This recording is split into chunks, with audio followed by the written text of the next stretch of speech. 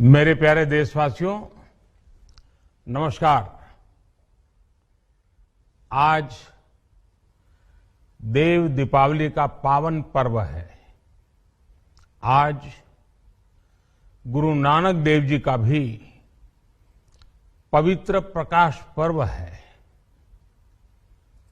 मैं विश्व भर में सभी लोगों को और सभी देशवासियों को इस पावन पर्व पर हार्दिक बधाई देता हूं। ये भी बहुत सुखद है कि 1.5 साल के अंतराल के बाद करतारपुर साहिब कॉरिडोर अब फिर से खुल गया है।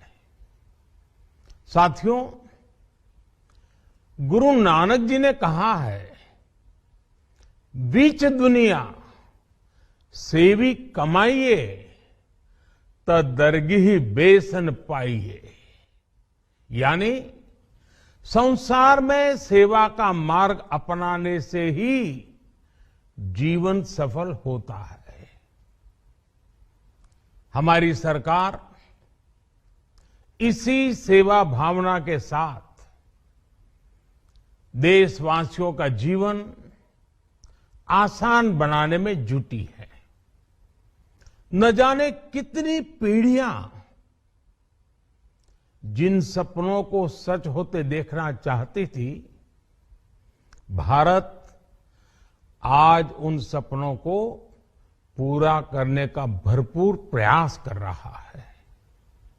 साथियों, अपने 5 दशक के सार्वजनिक जीवन में मैंने किसानों की परेशानियों को, उनकी चुनौतियों को बहुत करीब से देखा है, महसूस किया है।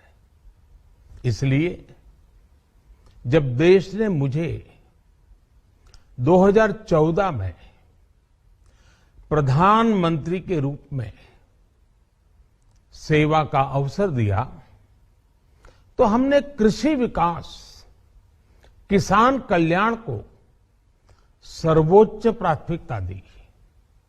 साथियों,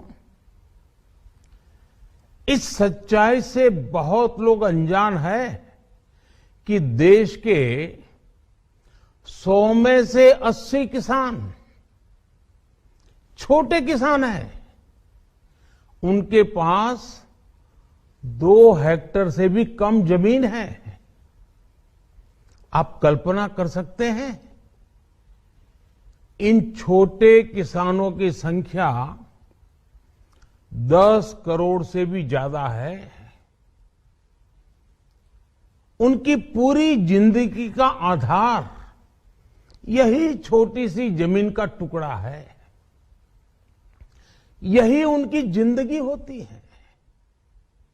और इस छोटी सी जमीन के सहारे ही वो अपना और अपने परिवार का गुजारा करते हैं। पीढ़ी दर पीढ़ी परिवारों में होने वाला बंटवारा इस जमीन को और छोटा कर रहा है।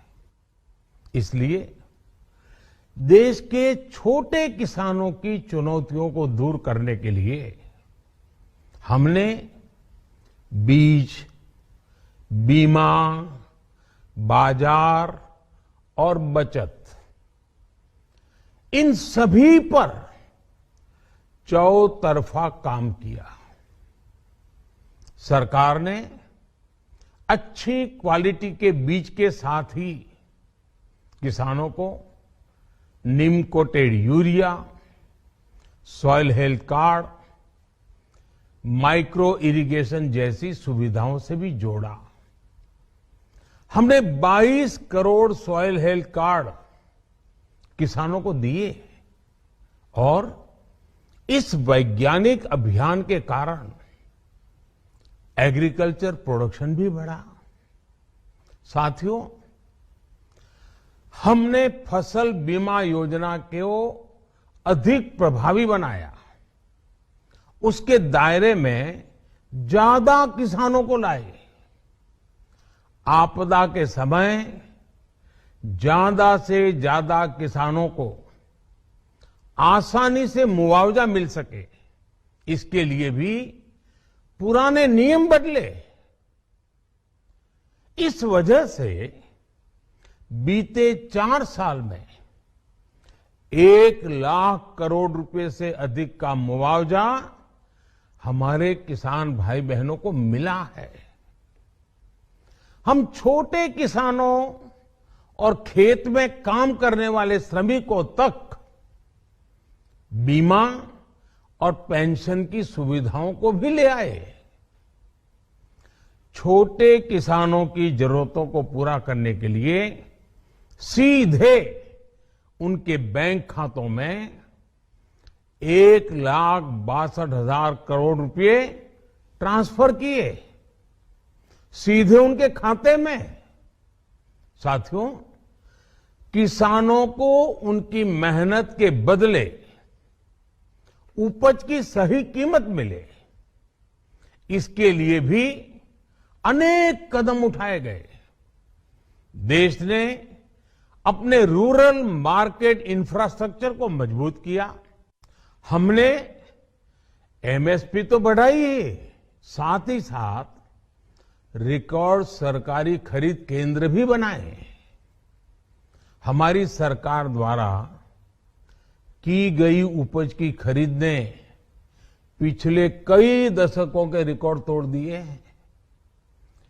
देश की 1000 से ज्यादा मंडियों को ई नाम योजना से जोड़कर हमने किसानों को कहीं पर भी अपनी उपज बेचने का एक प्लेटफॉर्म दिया।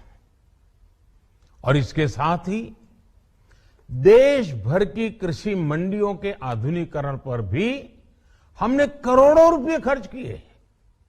साथियों, आज केंद्र सरकार का कृषि बजट पहले के मुकाबले 5 गुना बढ़ गया है।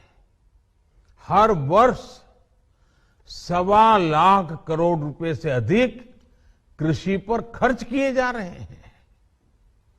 1 लाख करोड़ रुपए के एग्रीकल्चर इंफ्रास्ट्रक्चर फंड के माध्यम से गांव और खेत के नजदीक भंडारण, इसकी व्यवस्था, कृषि उपकरण जैसी अनेक सुविधाओं का विस्तार, ये सारी बातें तेजी से हो रही है।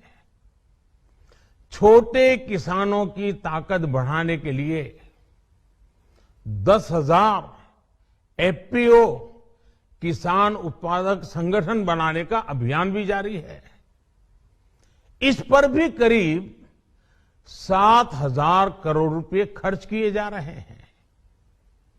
माइक्रो इरिगेशन फंड के आवंटन को भी 2 गुना करके 10,000 करोड़ रुपए कर दिया गया है। हमने क्रॉप लोन भी 2 गुना कर दिया, तो इस वर्ष 16 लाख करोड़ रुपए हो जाएगा। अब पशुपालकों को मछली पालन से जुड़े हमारे किसानों को भी किसान क्रेडिट कार्ड का लाभ मिलना शुरू हो गया है। यानी हमारी सरकार किसानों के हित में हर संभव कदम उठा रही है, लगातार एक के बाद एक नए कदम उठाती जा रही है। किसानों की आर्थिक स्थिति सुधरे, उनकी सामाजिक स्थिति मजबूत हो, इसके लिए पूरी ईमानदारी से काम कर रही है। साथियों, किसानों की स्थिति को सुधारने की इसी महाअभियान में देश में 3 कृषि कानून लाए गए थे। मकसद ये था कि देश के किसानों को, खासकर छोटे किसानों को और ताकत मिले, उन्हें अपनी उपज की सही कीमत और उपज बेचने के लिए ज्यादा से ज्यादा विकल्प मिले। बरसों से ये मांग देश के किसान, देश के कृषि विशेषज्ञ, देश के कृषि अर्थशास्त्री, देश के किसान संगठन लगातार कर रहे थे। पहले भी कई सरकारों ने इस पर मंथन भी किया था। इस बार भी संसद में चर्चा हुई, मंथन हुआ और ये कानून लाए गए। देश के कोने कोने में कोटि कोटि किसानों ने, अनेक किसान संगठनों ने इसका स्वागत किया, समर्थन किया। मैं आज उन सभी का बहुत बहुत आभारी हूं, धन्यवाद करना चाहता हूं। साथियों, हमारी सरकार किसानों के कल्याण के लिए, खासकर छोटे किसानों के कल्याण के लिए, देश के कृषि जगत के हित में, देश के हित में, गांव गरीब के उज्जवल भविष्य के लिए पूरी सत्यनिष्ठा से, किसानों के प्रति पूर्ण समर्पण भाव से, नेक नियत से ये कानून लेकर आई थी।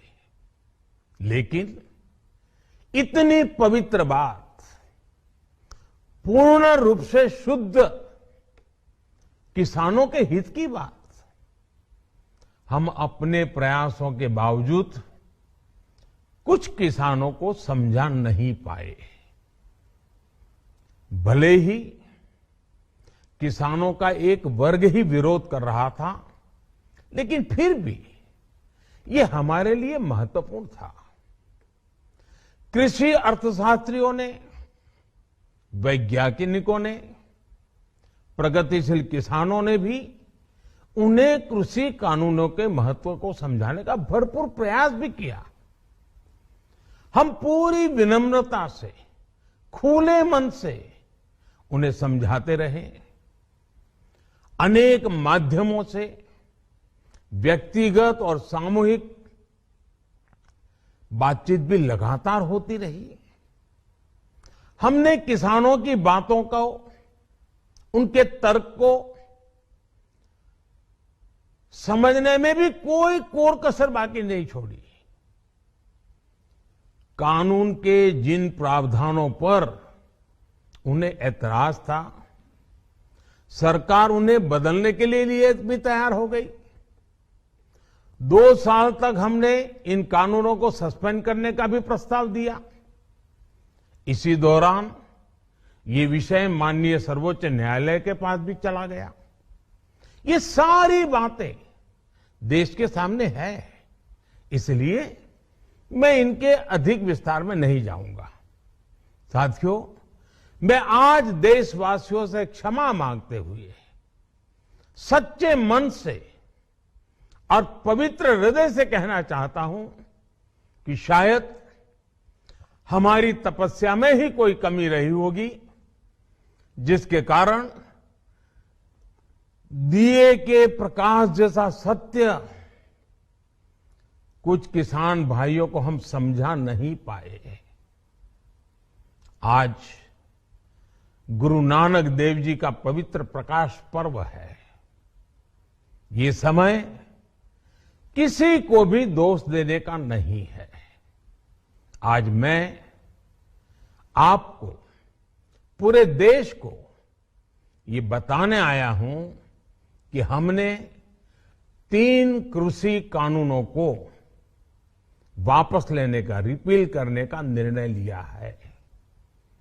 इस महीने के अंत में शुरू होने जा रहे संसद सत्र में, इसी महीने में, हम 3 कृषि कानूनों को रिपील करने की संवैधानिक प्रक्रिया को पूरा कर देंगे। साथियों, मैं आज अपने सभी आंदोलनरत किसान साथियों से आग्रह कर रहा हूं, आज गुरु पर्व का पवित्र दिन है। अब आप अपने अपने घर लौटे, अपने खेत में लौटे, अपने परिवार के बीच लौटे। आइए एक नई शुरुआत करते हैं, नए सिरे से आगे बढ़ते हैं। साथियों, आज ही सरकार ने कृषि क्षेत्र से जुड़ा एक और अहम फैसला लिया है। जीरो बजट खेती यानी प्राकृतिक खेती को बढ़ावा देने के लिए देश की बदलती आवश्यकताओं को ध्यान में रखकर क्रॉप पैटर्न को वैज्ञानिक तरीके से बदलने के लिए एमएसपी को और अधिक प्रभावी और पारदर्शी बनाने के लिए ऐसे सभी विषयों पर भविष्य को ध्यान में रखते हुए निर्णय लेने के लिए एक कमेटी का गठन किया जाएगा। इस कमेटी में केंद्र सरकार, राज्य सरकारों के प्रतिनिधि होंगे, किसान होंगे, कृषि वैज्ञानिक होंगे, कृषि अर्थशास्त्री होंगे।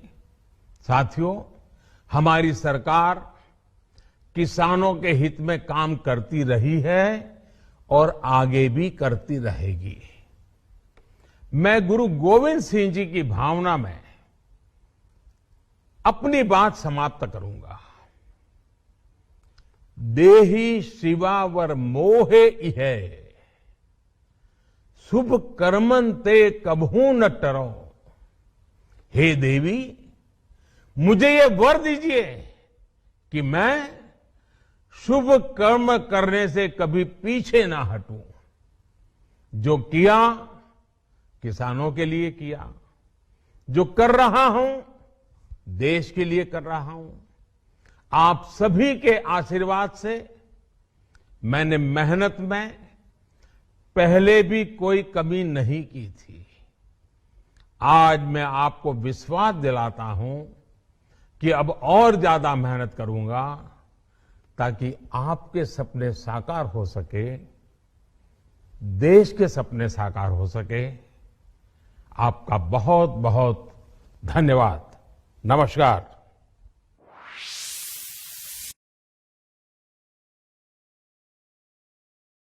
न्यूज 6 ओडिया, सत्य संकट।